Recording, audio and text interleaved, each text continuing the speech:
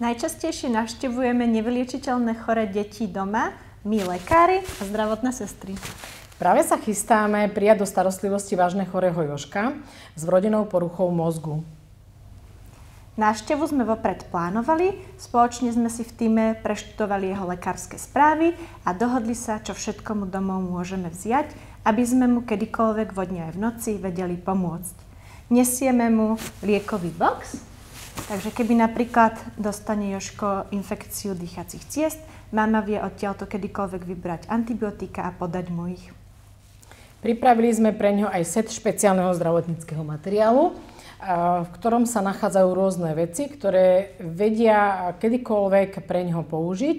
Sú tam napríklad striekačky, obväzový materiál, rôzne hadičky k prístrojom, odsávacie katétre.